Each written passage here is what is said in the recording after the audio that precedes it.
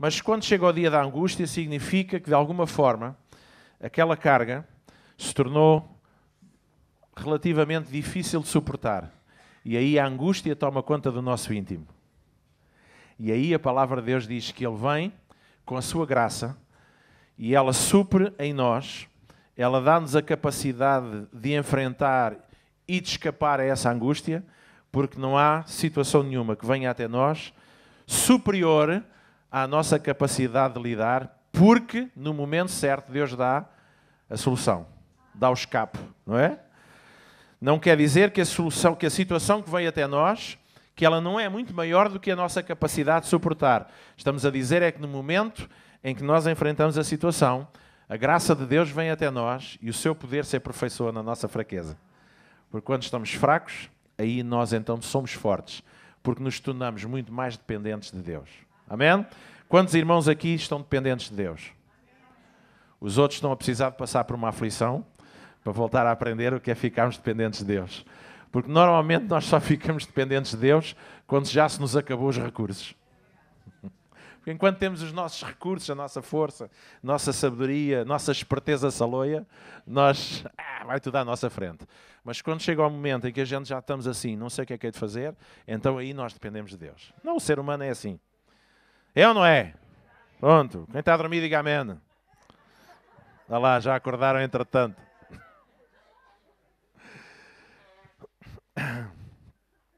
É um prazer estar com os irmãos outra vez, uma vez mais, e refletirmos juntos na palavra de Deus e depois tomarmos também a ceia, que é tão importante. Nós temos vindo a falar sobre características da nova criatura ou genética divina, e a semana passada, domingo, na sexta-feira, falámos sobre constância. E constância não é aquela terra cá em Portugal, não é? Sermos constantes, firmes e constantes em tudo aquilo que... E é interessante, e lemos muitos versículos bíblicos e vimos quanto Deus nos fala acerca da importância de sermos constantes. Porque Deus também Ele é constante. Nós podemos contar com a boa vontade de Deus, o amor de Deus, a fidelidade de Deus, a fé de Deus sobre nós, o cuidado de Deus em todos os tempos. Ele é constante, Ele não muda. Amém? Tudo muda menos Ele. Até a palavra, que é, no fundo, a característica de Deus, também diz que não muda. Os céus e terras passarão, a palavra não passará. Ela não muda. Ela pertence a um Deus que é constante. Hoje nós vamos continuar a falar acerca da importância de mudarmos enquanto novas criaturas. E falámos a semana passada, pegando em 2 de Coríntios, quando diz que quem está em Cristo, nova criatura é. Amém? As coisas velhas já passaram, eis que tudo se fez novo. E aqui estamos a falar e falámos que ser nova criatura não é apenas uma questão de posição, é uma questão de manifestação. Porque nós somos novas criaturas porque estamos em Cristo, mas somos uma nova criatura em forma de manifestação porque constantemente aquilo que fazia parte da velha criatura vai sendo tirado. E na bocado lemos Pedro quando diz: despojai-vos de tudo aquilo que é características da velha criatura, mentiras, hipocrisias, de invejas, de ciúmes, essas coisas todas, maledicências. Isso são características da velha criatura. E isso é uma coisa que nós ainda estamos a ser desintoxicados todos os dias. À medida que vamos ser lavados pela palavra de Deus, vamos crescendo, vamos renovando o nosso entendimento e vamos deixando para trás as coisas de criança, as coisas da velha criatura. E vamos adquirindo o quê? Uma maturidade que vem, que é de acordo com a nova identidade e com a genética que nós temos em Cristo Jesus. Certo? E isso significa o quê? Que significa, se por um lado estamos em Cristo, que é uma rocha inabalável, e aí nada deve mudar, devemos ser constantes nessa fé, devemos ser constantes na nossa aliança com Deus, mas devemos estar em constante mudança pela renovação da nossa mente, e Paulo diz que nós devemos ser transformados pela renovação da nossa mente. E eu acho que Paulo ele disse uma coisa muito interessante, porque ele não falou só acerca do facto de sermos transformados. Ele diz que nós, para sermos transformados, precisamos de chegar ao ponto de já estarmos fartos de pensar, de sentir e de agir como toda a gente neste mundo. Primeiro, não te conformes com este mundo. fica farto, fica saturado, chega ao teu ponto de limite e dizer assim, estou farto de ouvir falar em crise. Estou farto de ouvir falar em doenças. Estou farto de ouvir e de pensar como todo mundo pensa. Eu quero pensar como Deus pensa. Eu quero sentir como Deus pensa. Eu quero falar como Deus fala. Eu quero agir como Deus age. E à medida que eu vou crescendo nisto, eu vou me transformando, vou mudando em direção à plenitude do que significa ser uma nova criatura em Cristo Jesus. Hein? Isto lá para a pessoa que está ao pé, assim, riqueza da sua avó. Hã? Coisinha mais rica.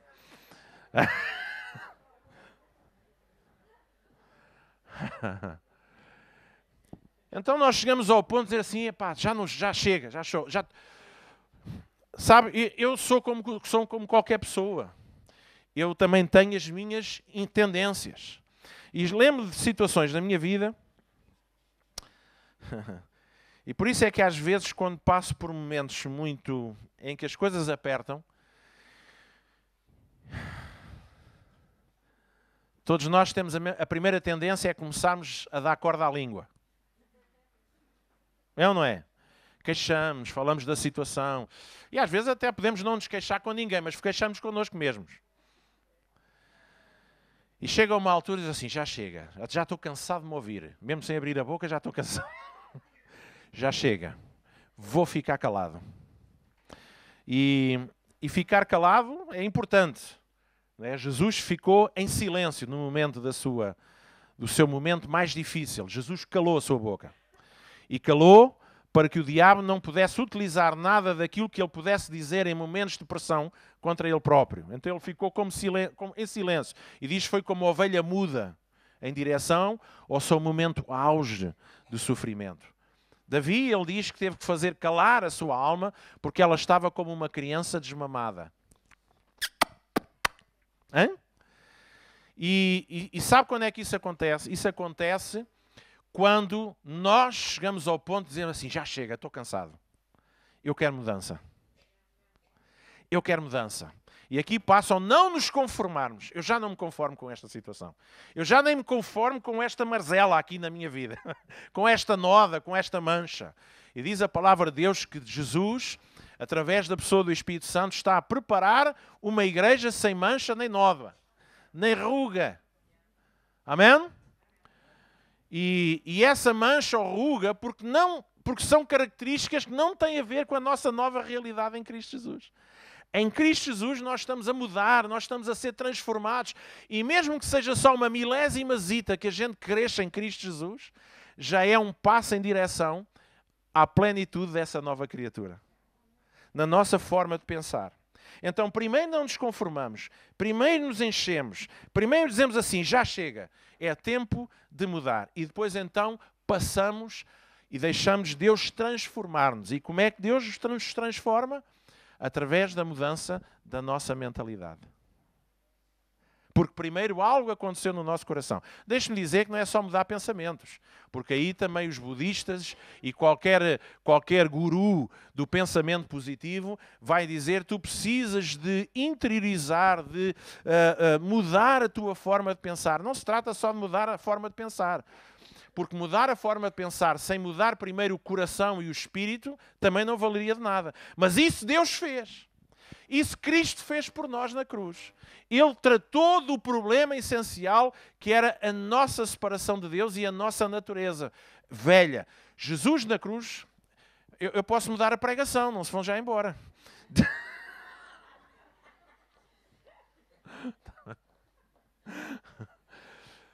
Jesus lidou com a questão espiritual, com a questão da natureza em si, que era coisa que para nós era impossível de fazer. Mas depois diz, agora há aqui uma coisa que é preciso tu fazeres. Eu já tratei da questão do teu coração, por isso tu tens um padrão, tu tens a presença do Espírito Santo que te faz sentir desconfortável com tudo aquilo que não pertence à sua natureza santa. E quando se sentes desconfortável, tu passas ali um processo que a gente anda desconfortáveis, pressionados, às vezes somos mais resistentes, outros nem tanto, e chegamos ao momento em que a gente já não se conforma com aquilo. E então decidimos mudar. E aí passamos a assumir a responsabilidade que Deus disse que era nossa, que era de mudarmos a nossa mentalidade. E sabe, deixe-me dizer uma coisa assim. Porque eu percebo isso no meu espírito e percebo isso no trajeto que nós estamos a... Eu sinto que aqui esta igreja está muito, muito desconfortável. Eu sinto que os irmãos estão muito desconfortáveis. Porque muita coisa tem estado a mudar naquilo que vocês têm estado a ouvir, nos desafios que têm sido trazidos ao nosso coração. Mas sabe, eu acredito que estamos num caminho de mudança. Estamos num processo de mudança. Temos que ser ofendidos na nossa mente para que Deus possa transformar a nossa vida. Ai! E como dissemos no domingo passado, aprender também é desaprender. Não quer dizer que aquilo que hoje temos que desaprender foi mau. Não, teve um processo, teve um tempo, teve um objetivo. Hoje pode ser um obstáculo. Pode ser um impedimento àquilo que Deus quer fazer nas nossas vidas.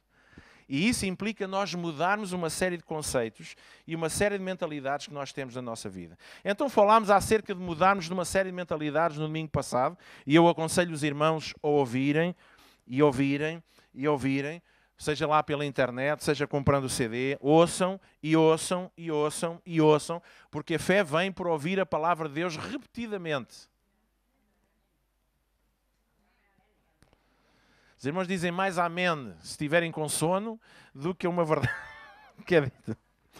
Então, vamos falar algumas coisas acerca de mais algumas mentalidades que nós precisamos de mudar na nossa vida.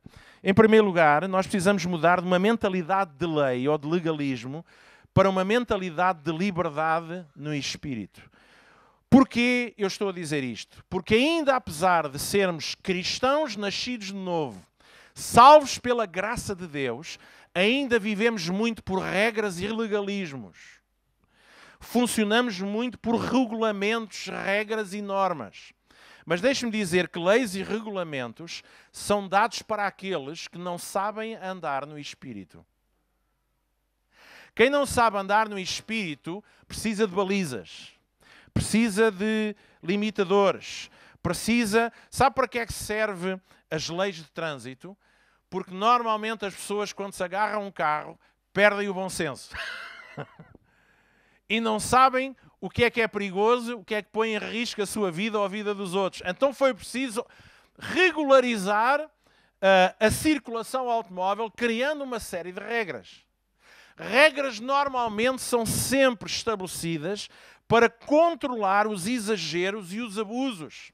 E normalmente são aqueles que abusam da lei, que abusam da liberdade, precisam de ser impedidos pela lei. É ou não é? Aqueles que não sabem comportar em liberdade são presos.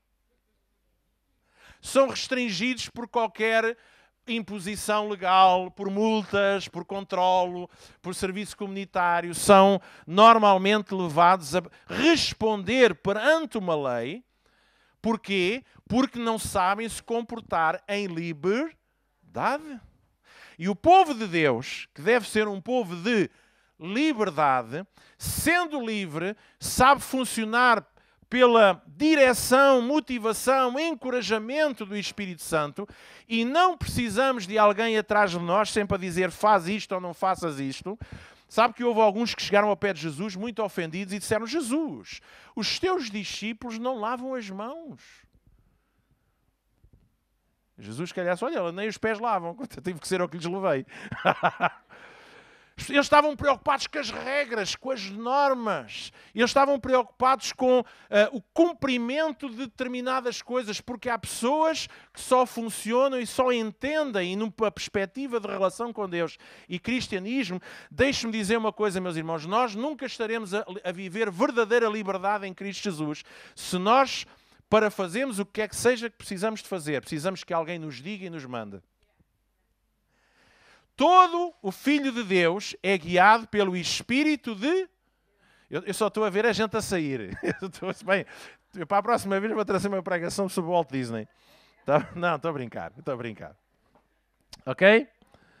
Então, deixe-me dizer que uma vez que nós... Vou usar o exemplo do Código da Estrada. Uma vez que nós sabemos ou saibamos o Código da Estrada, nós não precisamos de um polícia em cada esquina para nos dissuadir de cometer excessos.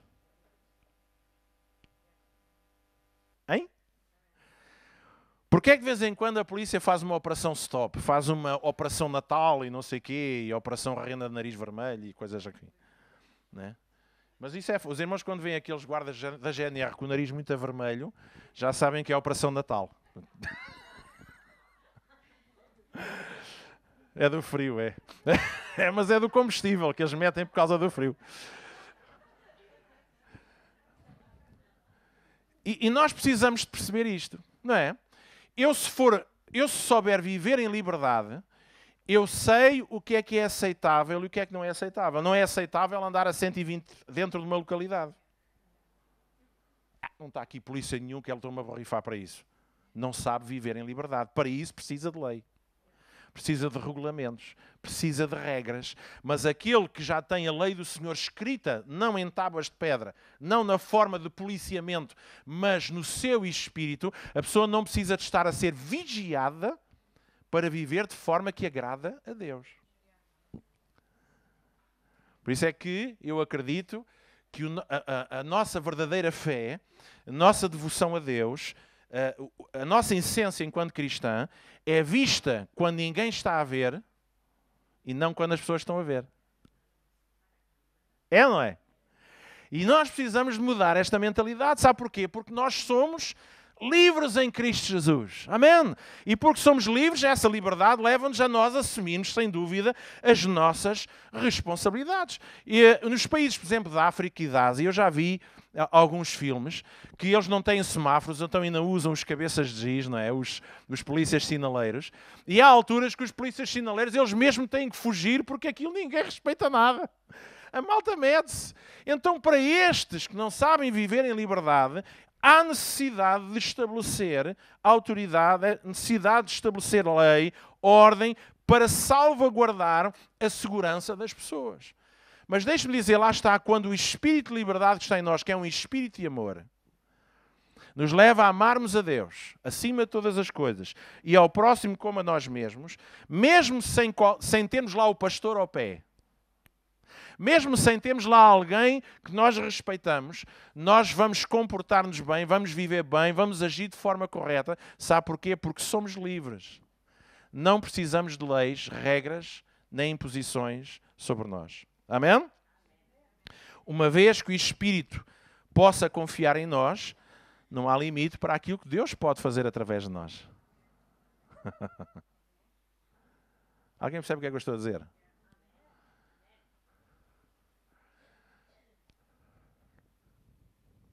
Precisamos de mudar de uma mentalidade de promessas futuristas para o aqui e agora. Eu volto a dizer, precisamos de mudar a nossa mentalidade das promessas futuristas para o aqui e agora. Os irmãos sabem que o cavalo nunca apanha a cenoura. A cenoura é um engodo. E a cenoura é bom, talvez, para um cavalo. Para nós, não é. O cavalo persegue alguma coisa que nunca vai alcançar. Ou não é? Ele sempre vai correr atrás da cenoura, mas por mais que ele corra, a distância continua a manter-se. E isto parece um bocado estranho, porque quando falamos de vivermos as promessas de Deus hoje aqui e não continuarmos a passar as promessas para o futuro, nós percebemos que nós trazemos o futuro para o dia de hoje. Deixe-me explicar isto. A nossa determinação... Eu no outro dia meti no Facebook um bonequinho, uma imagem engraçada, que era assim feita em cartoon, tinha um botão vermelho, e diz, se você quer mudar o mundo, carregue no botão vermelho. Se nada acontecer, faça você qualquer coisa. E a questão é esta. Deus está cheio de promessas para a nossa vida. Está ou não está? Está ou não está? Está ou não está? Pronto. E diz que todas as promessas em Cristo são sim e amém. São ou não são? São ou não são? São ou não são? Lá atrás. Bom, isso é só para saber. Mas sabe o que é que isto significa? Significa que as promessas, e uma promessa, ela continuará sempre a ser uma cenoura para nós, se formos burros. Se nós não pegarmos nesta promessa e dissermos assim, eu vou fazer alguma coisa hoje com esta promessa. Sabe como é que nós trazemos a promessa, que para muitos é sempre numa perspectiva futurista, para o aqui e agora, é colocando-nos hoje aqui e dizemos assim, Deus deu-me esta promessa, logo eu vou começar a agir em função desta promessa. Pedro, no dia de Pentecostes, quando acontece aquilo que aconteceu, ele levanta-se, ele pega numa profecia de Joel, ele diz, é hoje, hoje o que está a acontecer é a promessa de Deus. Jesus Cristo, quando se encontrou com a mulher samaritana, ele diz, é a hora chegou e é agora em que aqueles que são adoradores o adorarão em espírito e em verdade. É agora, chegou, este é o momento. No entanto, Jesus era o único que ainda estava a viver nessa realidade. Jesus não estava a dizer, esta é uma realidade já de toda a igreja, de todos aqueles que são meus discípulos, de todos aqueles que já me aceitaram como Senhor. Jesus, ele mesmo se constituiu. Ele diz, é agora porque eu já estou a vivê-lo. Sabe quando é que as promessas de Deus começam a ser hoje e agora e não amanhã? Quando eu pego na promessa e eu começo a fazer alguma coisa com a promessa. Deus prometeu que eu não hei de ser uma pessoa solitária. Mas se eu me fechar na minha casa e carpir as minhas mágoas e passar a dizer, Deus prometeu que eu não seria uma pessoa solitária e ficamos à espera que Deus traga à nossa vida as pessoas para não nos sentirmos solitárias, tu vais continuar a ser solitária. Até a bicha solitária vai lá estar também. Porque tudo o que for solitário vai lá estar contigo. Mas se eu disser, eu vou pegar na promessa de Deus, de que eu não vou ser uma pessoa sozinha, solitária, e eu saio da minha casa, e saio do meu espaço, e saio da minha carpição. Carpição, inventei agora. Não é? Vem de carpideira. E saio do meu carpir, saio da minha lágrima, da minha tristeza, da minha mágoa, e vou procurar alguém que está tão solitário quanto eu, já deixamos duas pessoas de ser solitárias. Porque eu peguei na promessa de Deus e eu vivo-a hoje. Então a promessa torna-se sim e amém hoje. Porque essa é outra característica de estarmos em Cristo. Sem Cristo todas as promessas são sim e amém. Se o irmão é do norte é sim e amém. Certo? Então significa que em Cristo eu sou uma nova criatura em Cristo Jesus, logo em mim as promessas são sim e amém. Como? Deus cumpre a promessa. Mas quando é que Deus cumpre a promessa? Quando eu pego na promessa pela fé e eu começo a dar passos em direção ao cumprimento da promessa. Deus promete encher a sua igreja e salvar toda a gente. Amém! E a gente ficamos aqui, Senhor... Eu conheci um pastor que dizia que não fazia evangelização porque Deus prometeu acrescentar à sua igreja aqueles que sabiam de salvar. Então está bem, fica sentado que ele já cá vem. Deus prometeu, mas essa promessa implica o quê? Implica o quê? Trazer para o aqui e agora. Como? Eu vou fazer a minha parte. Eu vou falar de Jesus, eu vou amar pessoas, eu vou cuidar daqueles que estão a precisar, eu vou fazer alguma coisa, logo eu me coloco na posição em que Deus é impossível ele não se mover e então ele vai e ele entra, porque no momento em que eu começo a agir, Deus diz assim, olha aí está, finalmente, agora sim tu estás em concordância comigo. Agora sim, nós estamos a caminhar os dois em concordância. E então aí Deus começa a fazer a sua parte, porque nós fazemos a nossa. Alguém percebe o que é isto do trazer hoje, para o aqui e agora, as promessas de Deus? Mas nós temos esta mentalidade, quando falamos das promessas de Deus, quando falamos daquilo que Deus promete, nós remetemos sempre para alguém no futuro. Um dia Deus vai fazer. Meus irmãos, não é um dia, é hoje. É agora, gente. Mas Deus prometeu que me ia abençoar financeiramente. Mas tu precisas fazer aquilo que é a tua parte para que Deus comece a abençoar-te financeiramente. Certo? Há princípios da palavra de Deus que falámos. Deus prometeu que me ia usar a orar por pessoas e serem curadas. Mas tu já começaste a orar por alguém? Não, então tens que começar a orar. Mas eu já orei 100 pessoas e não foram curadas. Mas se tu crês na promessa de Deus, tu vives a promessa como se fosse hoje. O sim, amém, meus irmãos. Porque a fé são os binóculos que trazem o futuro para o hoje. Hein? É a certeza das coisas que se esperam. Ainda não se vê, mas nós já temos a certeza. Logo se temos a certeza, começamos a vivê-las em antecipação.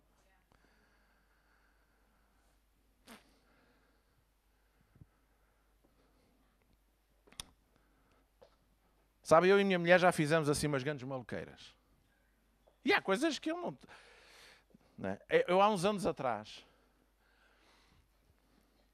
cheguei a ter carros dos Flintstones. Os irmãos sabem o que é que são os carros dos Flintstones? São aqueles carros que já quase estão tão podres por baixo que a gente já anda com os pezinhos no chão, não é? Quase para dar a corda para os carros andarem. E sabe o que é que eu fazia mais a minha mulher? Para além, não fazia só isso, mas fazíamos muitas coisas. Ajudámos, abençoámos. E mesmo em tempos de dificuldade, chegámos a oferecer carros a pessoas. Oferecer carros? Não oferecia Peugeots. Não oferecia Peugeots. Não oferecia Mercedes. Não os oferecia 0 km. Mas chegámos a oferecer. Houve um carro que eu oferecia a um casal que andei 5 anos a pagá-lo. E sabe o que é que eu fazia? Além disso, eu trazia para o aqui e agora a prática daquelas coisas que eram fruto da minha certeza de que Deus ia abençoar a minha vida. E sabe o que é que eu fazia com a minha mulher? Chegámos a fazer isso. Íamos visitar stands de automóvel. Então, e como é que é? Quanto é que... Pá, isto é muito fixe. Então, posso experimentar? Pô, entrava, sentava nos carros. E a gente e tal, e não sei o quê, conversávamos com os... Mas a gente não tinha cheta. Não... Percebe? Estamos a falar de trazer para aqui e agora como se a gente já tivesse a capacidade de os comprar. E estou a dar aqui um exemplo porque eu sei que isto é importante para os irmãos, as questões materiais, mas isto aplica-se nas questões espirituais. Isto aplica-se em tudo. É pôr em prática a palavra de Deus e pela fé nós chamamos sim e agora às promessas de Deus. Como? Quando nós nos colocamos lá com a certeza, certo? E começamos a viver e a pôr em prática os princípios que Deus tem para nós. E pode demorar tempo. Pode demorar anos. Até vermos o cumprimento dessas promessas. Cumprimento no sentido de vermos toda a bênção e toda a plenitude de Deus em direção a nós. Eu não estou agora aqui a dizer que vamos todos andar atrás de Mercedes. Eu não tenho nenhum Mercedes ainda, mas gostava. Deus já me deu outros carros bons. Não é? E gostava. E às vezes digo, o meu carro de eleição era um Mercedes. E eu sei que aquele pastor não é nada humilde. Eu sou humilde, mas não sou estúpido. Certo? Até era capaz, se me aparecesse um Mercedes nas mãos, se calhar até me ficava tão constrangido que era capaz de vender o Mercedes e comprar uma coisa menos vistosa, percebe? Mas era um gosto que eu tinha. Mas, ouça, estou a dar aqui o exemplo do Mercedes, estou a dar aqui o exemplo de termos dinheiro para sustentar a casa, estou aqui a dar o exemplo de ministrarmos os dons de Deus, estamos aqui a falar de áreas de relacionamento, estamos aqui a falar de áreas de transformação, de capacidades e potencial de Deus em nós, que são promessas. E quando estamos a falar de promessas, nós pensamos, o prometido, isso vai acontecer um dia. E é verdade, as promessas têm um tempo de concretização, mas a fé faz isto. Nós trazemos a fé para hoje, aqui e agora. A fé é agora, é aqui e agora, é certeza. Ainda não estou a ver, mas já estou a viver como se visse. Por isso precisamos, meus irmãos, porque se nós sempre vivemos as promessas de Deus como sendo no futuro, nós acabamos por perder a nossa alegria. A esperança demorada, certo? A esperança demorada acaba por consumir o nosso coração e roubar-nos a nossa alegria. E quando a palavra de Deus está a dizer isto, não está a dizer que mas eu já há tantos anos que estou à espera. O problema é isso, meu irmão. É que a esperança tem que trabalhar com a fé. Eu posso estar à espera, mas eu já estou a viver hoje como se já tivesse. Então há expectativa e há alegria. Quem é que está com sono? É para ver se eu ouço mais uns amenos.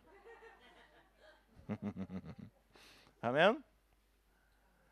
Precisamos mudar a mentalidade do quê para o como.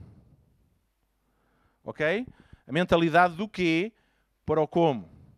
Meus irmãos, nós estamos bem ensinados sobre o que é que Deus espera de nós, sobre o que precisamos de mudar, sobre a realidade das coisas.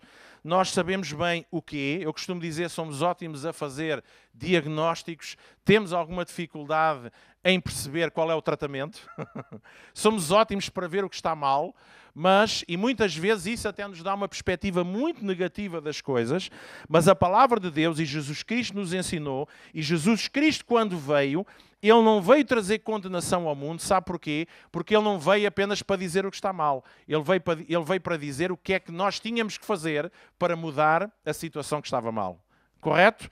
Da mesma forma, isto vem no seguimento daquilo que nós estamos a falar, nós não podemos continuar a viver sempre focados no problema. Pastor, eu estou a enfrentar uma dificuldade.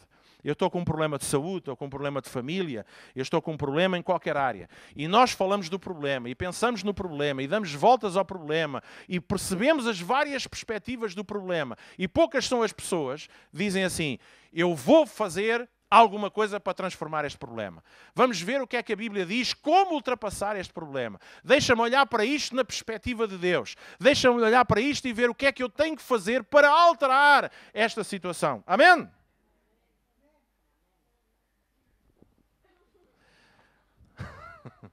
Esta agora foi a Marco Paulo. Nós focamos mais nos problemas, nós focamos mais no diagnóstico em vez de focarmos no tratamento. E isto tem sido uma mentalidade tão atrofiante, muitas vezes, na vida do cristão, que quando nós pensamos em soluções, nós não conseguimos ter ideias. Nós ficamos tão paralisados com os problemas, ficamos tão paralisados com a crise, ficamos tão paralisados. Eu estou farto de ouvir, fala-se 99% da crise, e depois há um que se levanta e diz assim, não, mas a crise é uma ótima oportunidade para se relançar determinadas novas ideias, novos projetos, novos investimentos, ir e fazer coisas que até aqui não foram feitas, e isso ninguém diz, é muito raro dizer, mas no nosso país há gente que está a fazer coisas novas com muito sucesso. Gente inovadora. Sabe porquê? Porque em vez de ficar, e já ouvimos economistas e por aí afora falar, que em vez de ficarmos a olhar para a crise, nós temos que ver as potencialidades que a crise nos trazem. Eu, se estivesse a viver no deserto, eu acho que começava um negócio de refrigerantes. É ou não é? Vocês percebem? Isto depende da mentalidade. E às vezes quando eu falo para a malta nova e para os irmãos, e falo acerca de sermos criativos e sermos gente com uma capacidade para pensarmos fora, eu até costumo dizer out of the box, fora do caixote, né? Fora da forma em que nós fomos enfiados, e muitas vezes até em termos cristãos, é a capacidade de nós nos sentarmos, não é enfiar a cabeça na areia, não é tomar um LCD, o LSD, o LCD, Jesus. Sabe que a igreja devia ser a maior viciada em LSD. Louvado seja Deus. LSD era uma droga que provocava alucinações. E há outras hoje, outros drunfos e outros speeds. Certo? Não é tomarmos uma coisa dessas e ficarmos a ver, não é, o Reino de Nárnia e, e o Harry Potter e aquela coisa toda. Não, é nós sentarmos, olharmos para os problemas e dizermos assim, deixa-me lá ver por onde é que eu vou pegar. Deixa-me lá ver o que é que eu posso fazer no meio desta circunstância para solucionar isto. Para sair vitorioso no meio disto. Eu conheço uma série de gente, na Europa e nos Estados Unidos em particular, gente que enriqueceu no meio da maior crise. Eu conheço homens cristãos que hoje são multimilionários e as suas famílias, porque no tempo da Grande Depressão, que foi uma crise muito grande nos anos 30 e 40 nos Estados Unidos, Deus usou aquelas pessoas para terem ideias criativas no meio da maior depressão, para encontrarem um nicho de mercado que os levou a serem bem-sucedidos. Sabe porquê? Porque passaram do quê para o como. Do quê toda a gente sabe. Sabe? A gente passa a vida a ouvir o quê? Tudo está mal. Taxa de desemprego, a crise, as famílias, as crianças, não sei o quê. Depois há um caso pontual de uma escola em que a criança, por qualquer motivo, não lhe foi dado leite. Já todo o sistema educacional em Portugal não está a dar leite às crianças. Porque quanto mais empolarmos as coisas, melhor. Porque também temos que ter este equilíbrio das coisas. Mas poucos são aqueles que chegam, poucos. E aqueles que não são muito credíveis. Dizem assim, não, que tal irmos por aqui? Sabe a quem é que eu gosto de dar ouvidos? Não é aos políticos. Mas de vez em quando aparece lá um economista, malta que percebe como dar a volta à coisa, e diz assim, epá, isto está tudo errado. E dão ideias completas. Claro que ninguém quer saber, não é? Ninguém quer saber. Mas há gente neste país que tem ideias sólidas e criativas e inovadoras de como contornarmos a crise. E eu agora estou a falar da crise porque é uma coisa que toca a toda a gente e é uma questão de mentalidade, porque muitas vezes somos arrastados pela mentalidade desta terra. Eu costumo dar o exemplo, para mim, que é um exemplo fantástico. Temos a Islândia. A Islândia é um país pequeno, um país que a única coisa que tem de recursos naturais praticamente é a pesca. Pouco mais. Era um país que cresceu com base em negócios bancários. Logo, quando arrebentou a crise mundial, a Islândia foi dos primeiros países a sofrer. Eles entraram em bancarrota. Ouça, é bancarrota. Já não havia ponta para onde se pegasse. O desemprego cresceu. Mas sabe o que é que esta gente fez? Precisaram do apoio do FMI. Foram ajudados. Sabe o que é que aconteceu? Esta gente disseram assim, esta crise é ótima para mudarmos as coisas. Pegaram, mudaram a Constituição, correram com os maus políticos, julgaram-nos, sentenciaram-nos, e eu não sei o que é que eles fizeram, mas aquilo que eu sei é que há 2 ou 3 meses atrás, as notícias davam conta de que a Islândia já começou a pagar antecipadamente os empréstimos que lhe foram concedidos, a taxa de desemprego já desceu para 3%, num país que só tem pesca, gente.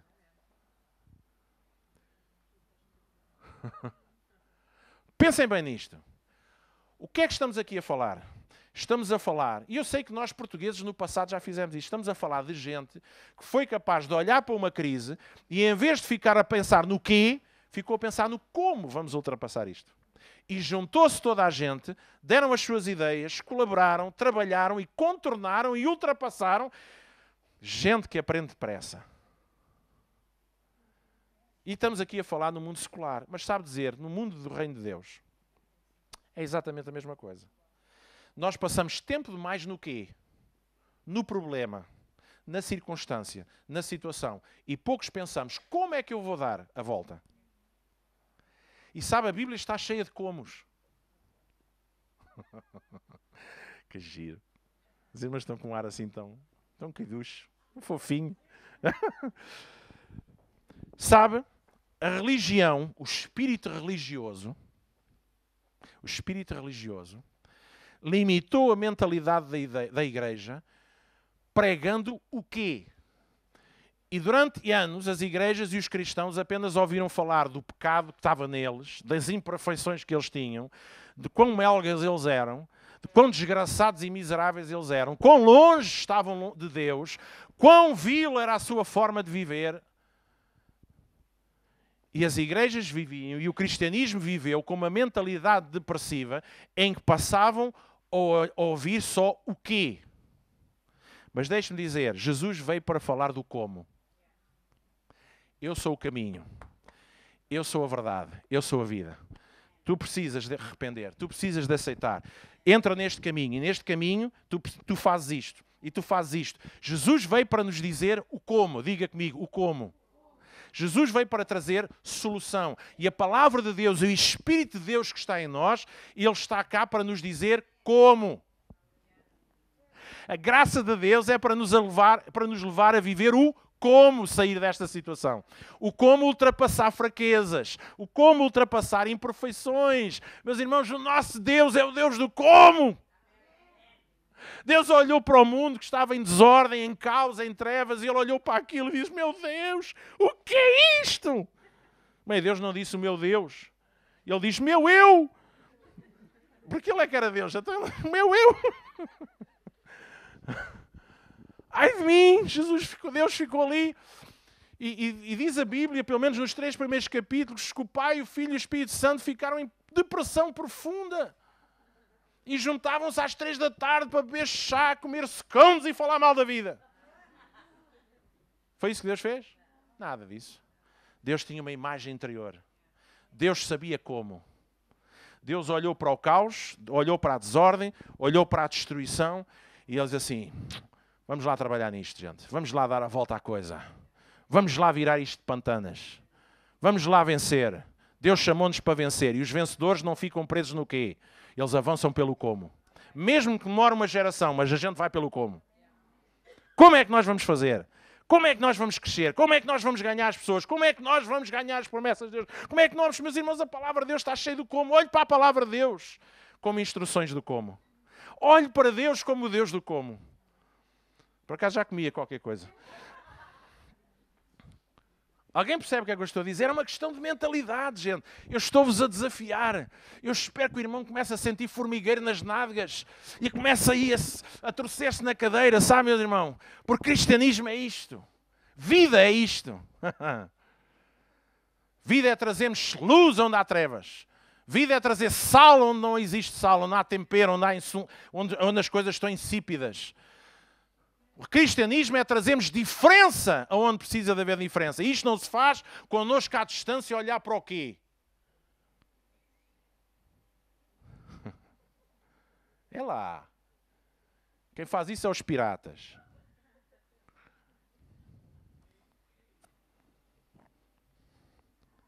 A gente chega lá e diz assim, não, é assim que vamos fazer. Porque esta mentalidade está em nós. E o como, ele vai surgir pela direção de Deus. Ele vai surgir quando nós semeamos na vida do Espírito. O Espírito vai nos trazer sonhos, vai nos trazer revelação, vai nos trazer direção muito subtil. Nós nem precisamos de sonhos nem visões, porque normalmente Deus só precisa de fazer bonecos para aqueles que não ouvem a sua voz. Sim, mas agora não gostaram desta. Mas é. Os sonhos e as visões, é Deus a dizer que é preciso fazer um boneco. E Deus dá-nos uma imagem porque a gente não consegue perceber aquilo que o Espírito Santo está a falar connosco através de outras maneiras. Então Deus, agora já percebeste? Já, Senhor. Por acaso foi fixe, aquilo em 3D, era fixe. Aquela visão que eu vi. Então, mas Deus vai nos dirigir. Mas quando existe a transformação desta mentalidade, há muito mais possibilidade de ouvirmos a voz de Deus, porque estamos sensíveis. Deus, como é que é? Onde quer que eu chegue, sabe? E essa é a vida do cristão. Por isso é que às vezes a igreja perde a sua influência e a sua relevância.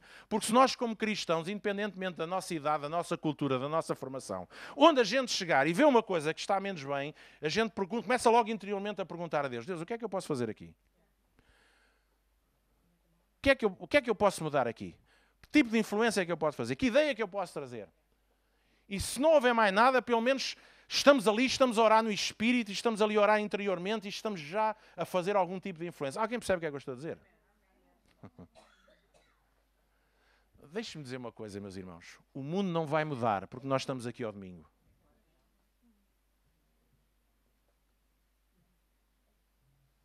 O mundo não muda por causa daquilo que nós falamos dentro da igreja. O mundo muda por causa daquilo que nós fazemos no mundo.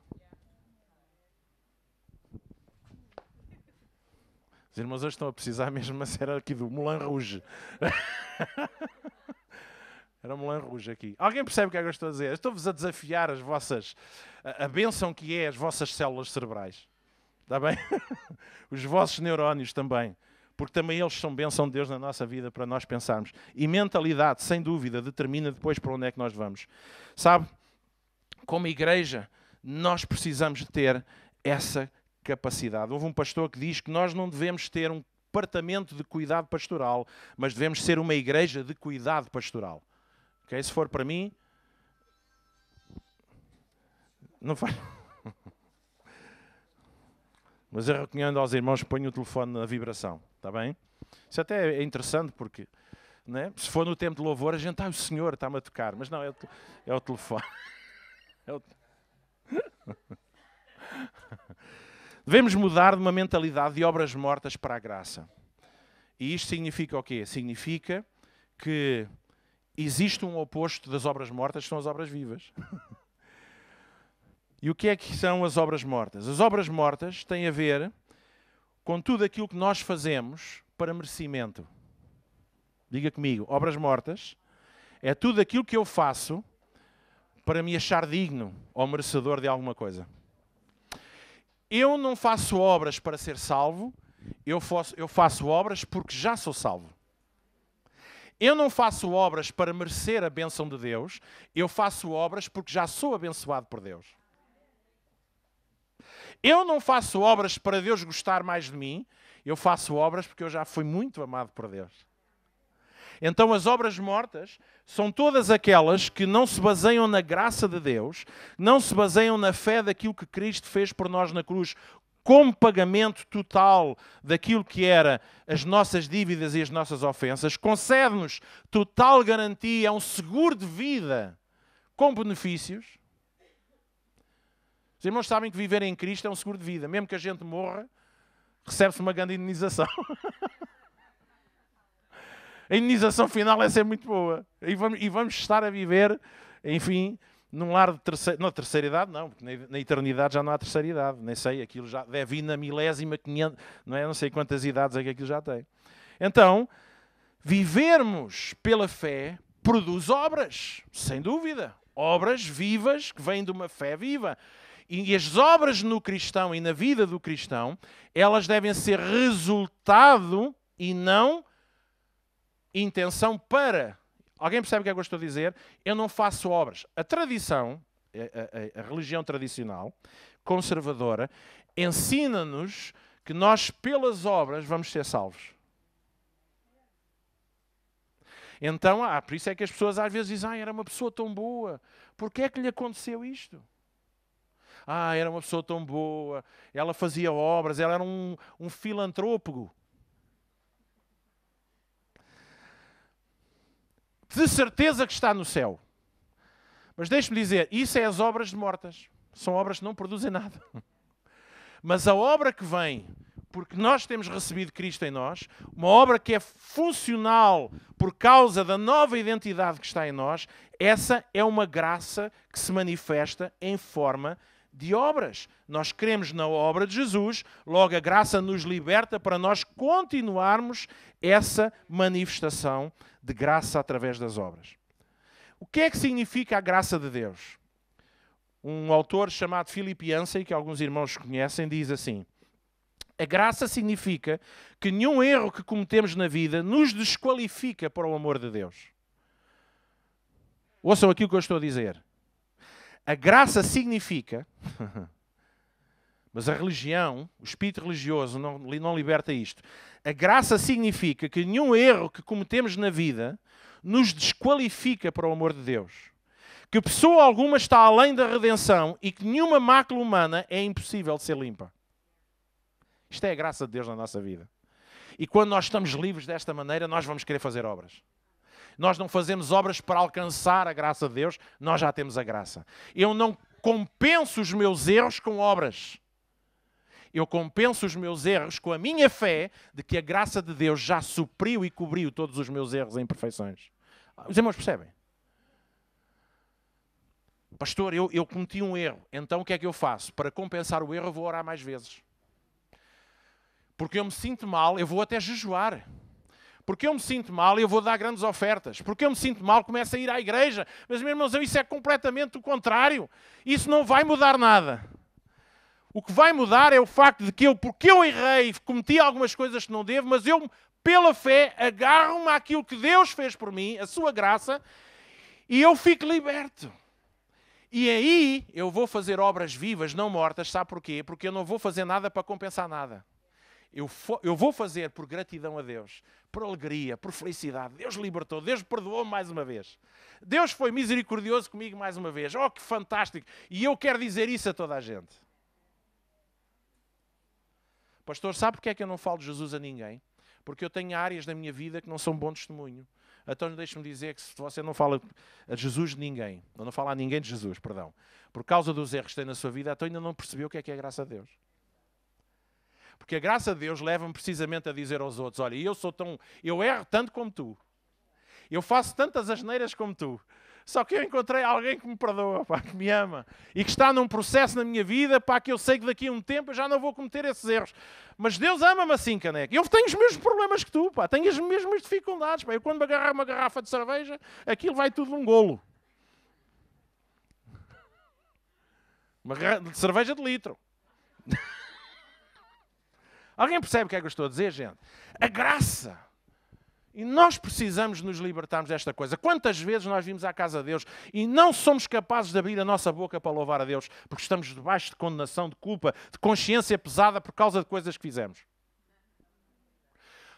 João diz, se a vossa consciência não vos acusa, vocês podem pedir ao Pai. Podem orar ao Pai e a vossa oração vai ser respondida. Deixe-me dizer, o problema não foi o erro que a pessoa cometeu. Foi porque a pessoa, ao estar dominada por uma má consciência, ela não foi liberta pela graça de Deus na sua vida. Eu posso ter cometido um erro, mas se eu me agarro à graça de Deus, eu continuo a vir à presença de Deus, mesmo com a imperfeição. Eu venho, eu louvo, eu canto, eu entrego na presença de Deus. Alguém percebe o que eu estou a dizer? E isto precisa de mudar na nossa mentalidade. Estou quase a terminar já. Mais 5 minutinhos e depois vamos tomar a ceia. Quinto lugar, nós precisamos mudar da mentalidade de julgamento para uma mentalidade de misericórdia. Diga comigo, mentalidade de julgamento para uma mentalidade de misericórdia.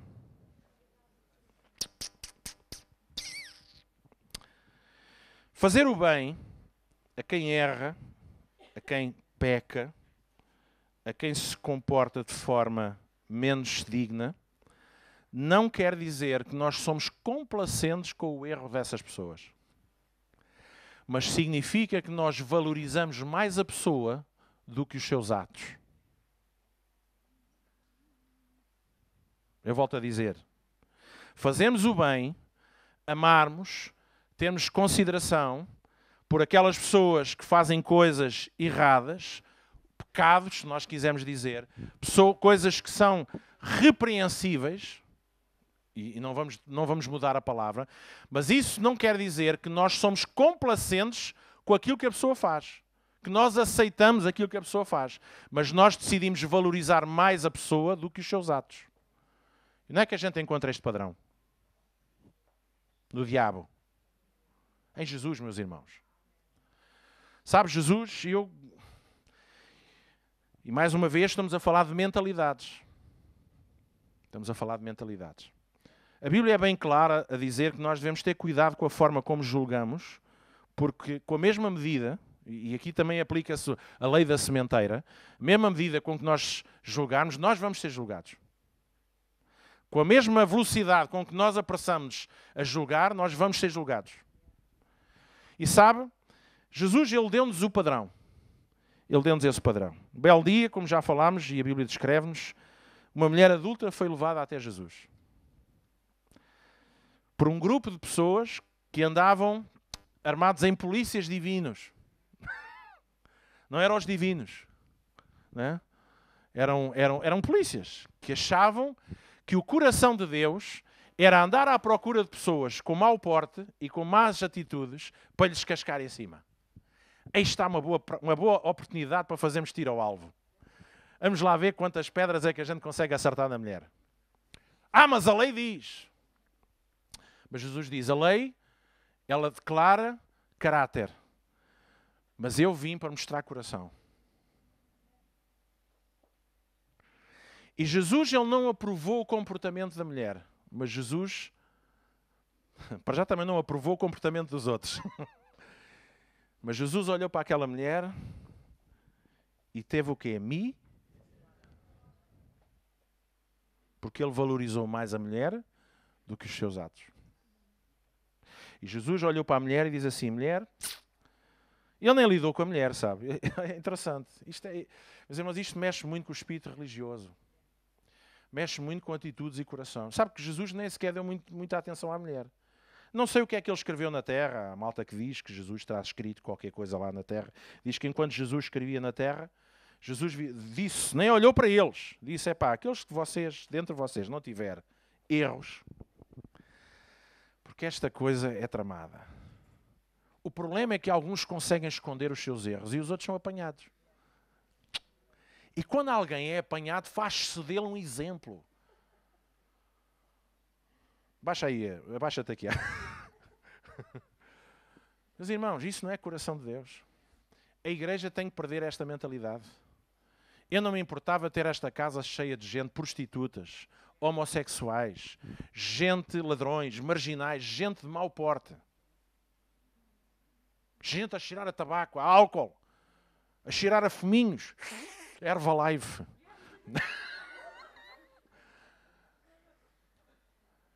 E a gente, não, pecadores, vão para o inferno. Então e que tal a gente trabalhar para que eles não vão lá?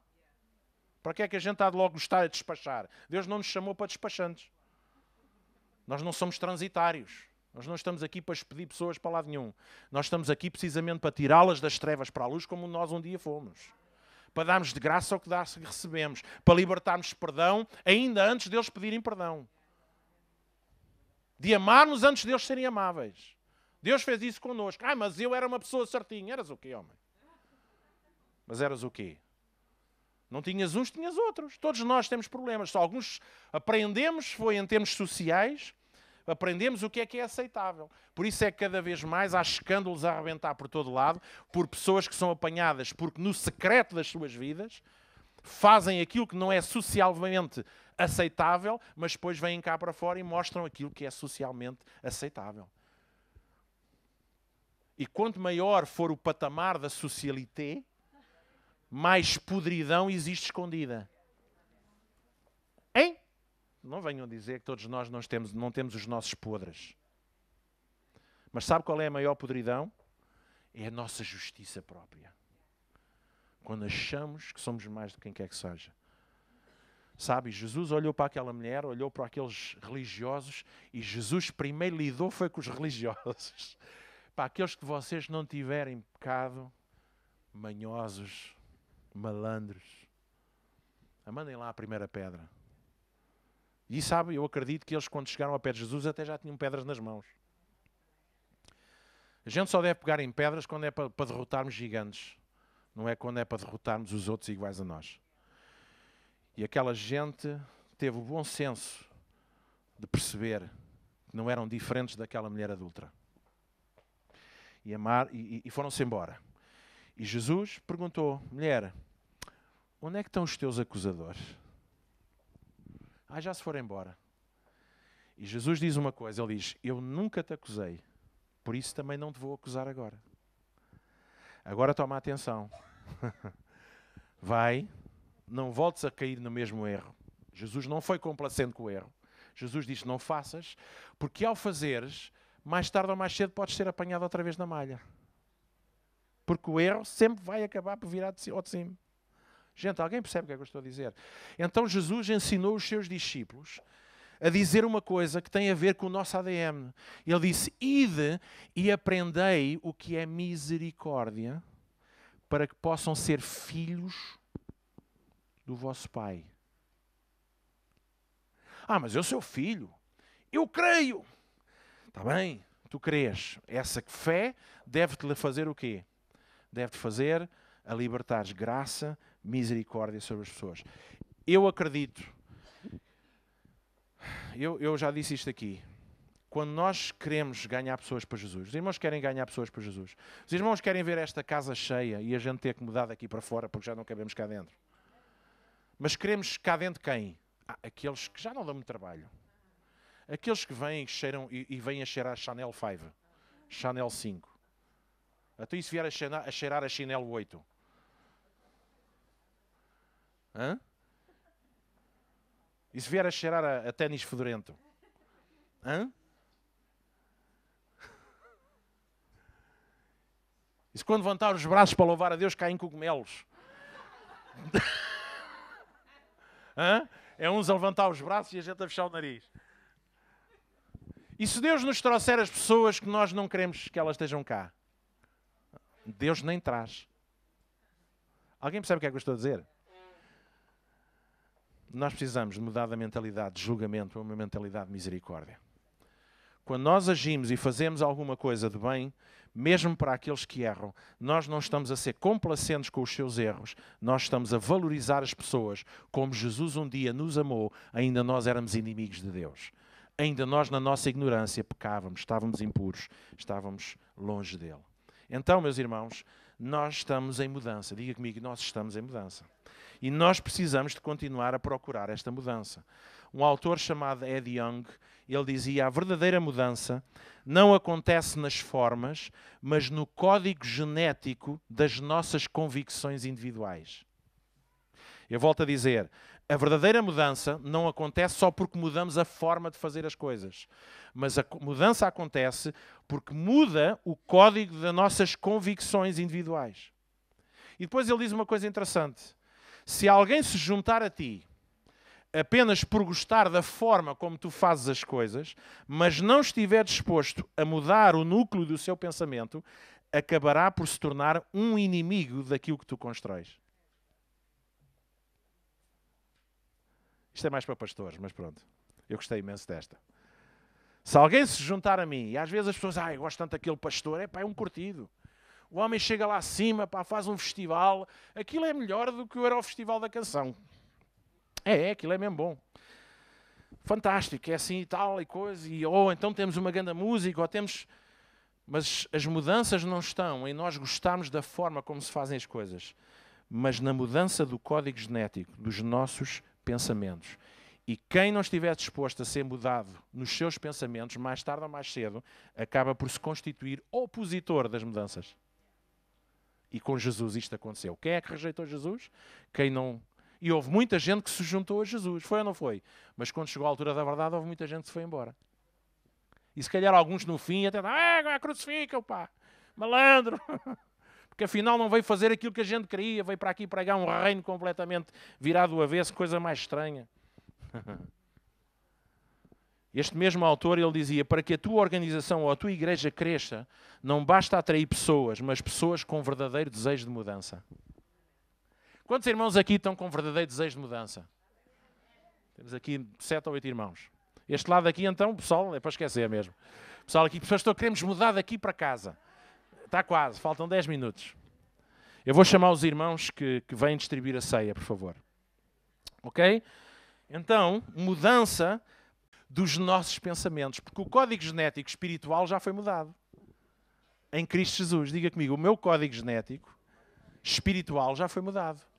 Mas o código genético da mente ainda não foi. Precisa de ser transformado pela renovação dessas mentalidades. Precisamos de pôr para trás e deixarmos que Deus trabalhe as nossas vidas de forma em que nós alcancemos uma mudança coletiva.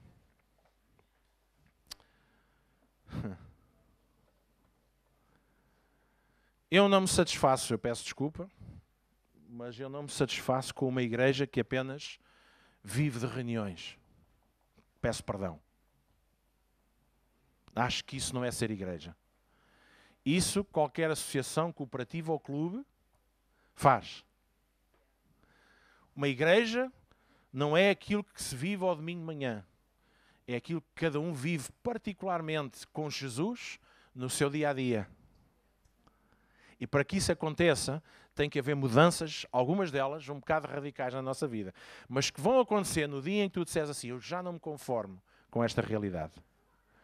Eu já não me conformo ver pessoas ao meu redor a sofrer e eu não fazer nada por elas. Mesmo que me sinta impotente, mas nós temos um Deus que pode tudo. Eu já não me conformo com a situação da minha família. Eu já nem me conformo nem tão pouco com o meu crescimento espiritual. Eu acho que está na altura de crescer. Eu no outro dia estava a dizer isso a um pastor amigo, e eu estava a dizer ao telefone que isto tem sido um processo de algum tempo. Eu estava a dizer, eu sinto uma tal necessidade de mudar, e eu não estava aqui a falar de igreja, estava a falar de Luís Miguel. Eu estou a sentir outra vez a necessidade de passar por uma transformação assim, um extreme makeover. Sabe o que é o extreme makeover? É aquele programa na televisão, que acho que é o extreme makeover. Se não é, não sei se é o das casas, é o das casas, em que eles chegam lá e transformam aquilo tudo, deitam abaixo, constroem. Mas há um outro programa, que não é o Extreme Makeover, mas tem a ver com a questão da cosmética, de transformar a imagem das mulheres e dos homens, mudar-lhes a roupa. Tem um nome, não interessa agora. Eu preciso, mas não de plásticas. Eu não preciso de plásticas. Se quiser plásticas, eu meto um tupperware aqui. Eu estou a falar de uma mudança. O meu nascimento, nunca é tarde para a gente mudar. Nunca é tarde para a gente aprender.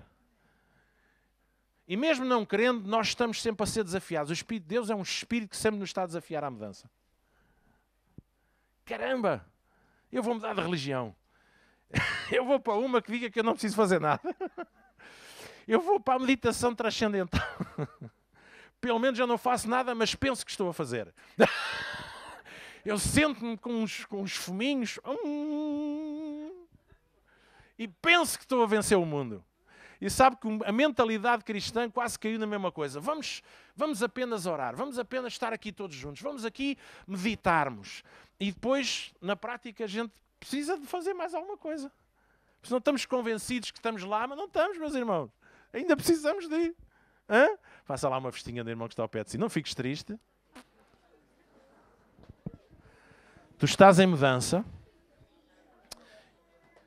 e Deus está-te a desafiar à mudança. Amém? Deus está-te a desafiar à mudança. Eu vou pedir aos irmãos para começarem a distribuir a ceia e